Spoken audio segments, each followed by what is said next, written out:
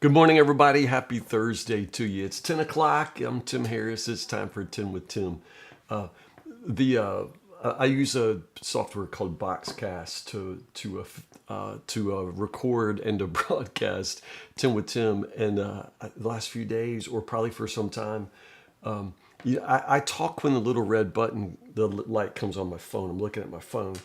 And I'm realizing that, like, you're looking at me a long time before that red light comes on. So I'm just sitting here like a dope, waiting for my red light. And you're looking at me. Nothing to do about that, you guys. Again, that's just how it is. So if I look like an idiot for a few seconds before I start talking, I can't help that. Anyway, we're starting Numbers chapter 22 today. I love this. I really, really do. It's just the beginning of one of the greatest stories, I think, and it shows us so much about how the enemy comes against us, and it's how God protects us, and I love this. So we were talking yesterday about how the children of Israel now are just on the move. They were wandering in circles in the wilderness, but now they are absolutely moving forward, occupying territory. God's giving them victories for battles they didn't even choose to fight, but God is fighting for them, and it's really pretty magnificent.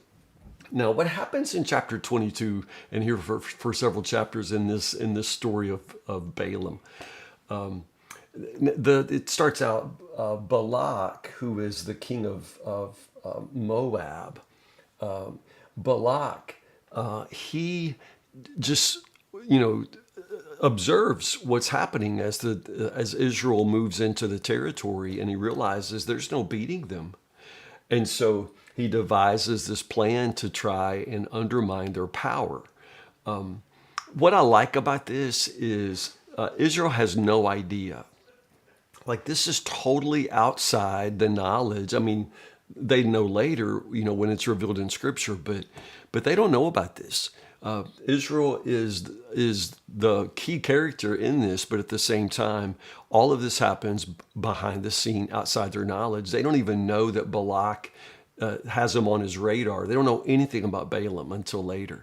I just think it's a really important reminder that you and I have an enemy that we don't see, who is constantly coming up against us, and the Lord is fighting for us. And sometimes we wonder, God, where are you? What are you doing? God is always watching out for us and protecting us from enemies that we see, and sometimes enemies we don't see.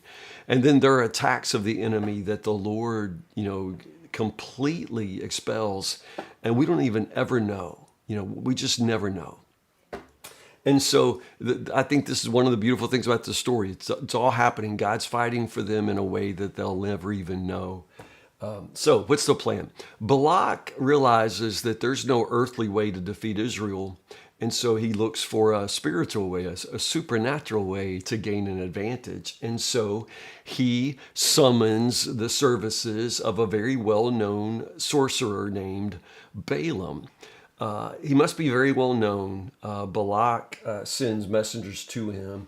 Balaam seems to be somewhere near the land of Pethor by the Euphrates, so he's not from around these parts. I guess Balak had just seen his videos on YouTube or whatever, and so he just has heard about Balaam and his power to bless and curse.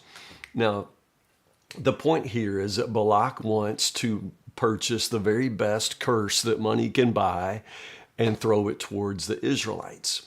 So Balaam is the one you go for. He is the most famous, world-renowned sorcerer of his day. He's gonna give you a curse like nobody else. What's a curse? Does the Bible believe in curses? This story itself, does it lend credence to the idea that Balaam could curse? A curse, in this context, a curse is a solemn utterance that is intended to invoke a supernatural power to either inflict harm or punishment. And so this is what Balak is trying to purchase here, this solemn utterance, intended to invoke the power of some God, some supernatural power to invoke harm or punishment.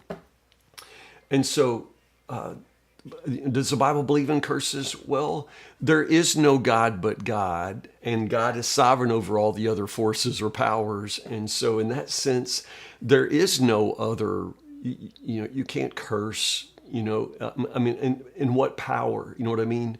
Like the devil, well, the devil can't do anything that the Lord doesn't allow, so in that sense, no, there's no curse. And you shouldn't fear a curse. That's ridiculous. I once had a high priest of Satan, who was going to put a curse on me, which for about 10 minutes worried me. And then I thought, what? That's not even a thing. That's not even a thing. And so it's not even a thing. There's no God but God, and he alone has sovereignty over all the powers that be. So in that sense, there's no curse. But also in Deuteronomy chapter 11, which we read together, the scripture does speak of curse, but what does it say? I set before you blessing and a curse. And this is God speaking. So it is God who sets before you and me the blessing or curse. And the point of that is you get to choose. You get to pronounce upon your own life blessing or curse. And it all depends upon your response to the grace and initiative of the only God, So blessing or curse, you get to choose that, and it all has to do with the way you respond to God. So anyway, that's a lot. And so Balak sends this message to Balaam and basically says, hey, would you please come curse these people? They're too powerful for me. And I know your power. Man, anybody you bless gets blessed, and anybody you curse, they get cursed. And so would you please come? Now, Balaam's an interesting character. Notice that Balaam says, listen, I can only do what the Lord directs, what Yahweh. I mean, he uses the name Yahweh. I can only do what Yahweh says, so let me check in with him and I'll get back with you. So is Balaam a believer? You'll notice here, where is it? Balaam responded to Balak's messengers, verse 18, I will be powerless to do anything against the will of the Lord my God. He calls him my God, Yahweh my God. Is he a believer? No. Balaam is a freelance spiritual opportunist. Balaam would consult with Yahweh in the same way he consult with any number of other gods. For him, Yahweh is just the God you got to deal with right here. Remember, in the ancient world, they were polytheists. They believed in multiple gods, and they believed that gods had sort of territorial authority or sovereignty. So if you want to deal with Israel, you got to deal with Israel's God. It is Yahweh who is giving power. That's what they would assume. It's Israel's God that's making them so powerful. And so you have to deal with Israel's God in order to bring blessing or curse.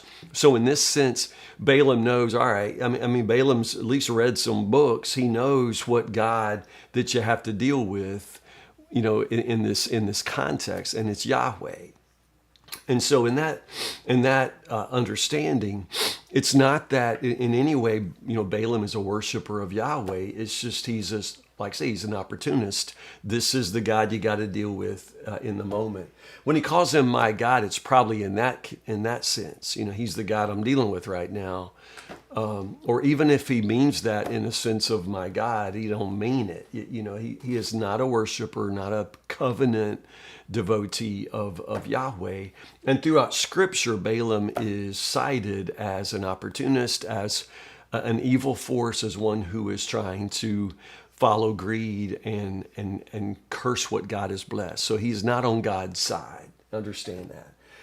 But he does understand that Yahweh is the God he's got to deal with. And also, if you notice, God speaks to him. God deals with him. As a matter of fact, it's God who comes to him first. It's not Balaam that goes knocking on the door of Yahweh. It's Yahweh who comes knocking on the door to Balaam to say, what do you think you're doing? You will not be, cursing whoever I have blessed. That's verse 12. Again, God's asserting his authority and power among non-believers. And I think that's interesting. Just the idea that God's at work among non-believers. You don't think about that, do you? The way that God works among people who don't even believe in him. Your neighbors who you want to share the gospel with, but you're afraid, you have no idea what God's already doing in their lives. God is at work in every human, context and every human heart. God is, wooing, working, and whether or not they believe in God, God believes in them, and God is going to work his purposes out, for or against them. And so in this context, God is going to speak to and through Balaam. I mean, God's going to speak through a donkey later too. So again, that don't make Balaam a Christian. You understand? So at any rate, the first time around, God says you're not going to do it, and so Balaam comes back and says, "Sorry, it's not going to work this time. Yahweh's not going to cooperate." But then Balak comes back and says, "Oh, come on now, I will pay you well." Again, the assumption here is, well, let's sweeten the pot. You'll come do it with a little more money. And Balaam's response is, even if you were to give me your palace filled with silver and gold, that sounds like he don't care about money. It also sounds like he does. Is he really refusing a sweeter deal, or is he just giving signals? Hey, even if let's just say you got me a 2025 Corvette Candy Apple Red convertible, with spinner wheels. I mean, is he really saying I can't be bought, or is he giving signals? I can't be bought, not even with a cruise, to Aruba, all expenses paid at one, and then a week at one of those all-inclusives, even if you did that, you know what I'm saying? It's just so specific. A palace filled with silver and gold, you know what I'm saying? I have an idea that Balaam is not in any way as pure-hearted or selfless as he makes himself seem. But stay here one more night, he says. I'll see if the Lord might let me go. And then truly, verse 20, shockingly, Yahweh says, all right, you can go, but you're only going to say what I say. You're only going to say the words I put in your mouth, Now, that's where the story ends today. We'll pick up here and we'll finish up chapter 22, 21 to 41 tomorrow. But just pay attention to the fact that God says, all right, you can go on one condition. But God knows this man's heart, and Balaam may have dealt with other gods before, but he ain't never dealt with this God of power. And he's about to learn some important lessons about who God is. So we'll pick up here tomorrow, chapter 22, verses 21 to 41. Have a great day. Stay cool. Y'all, I'm actually loving this heat wave. I'm telling you, I sit on the porch just to sweat. I love it. But I hope you're comfortable. I hope that you have a good day, and I love you so much. I really do love you. Stay in the Word, and I'll see you in the morning, Lord willing, at 10 o'clock for 10 with Tim. Have a good Thursday.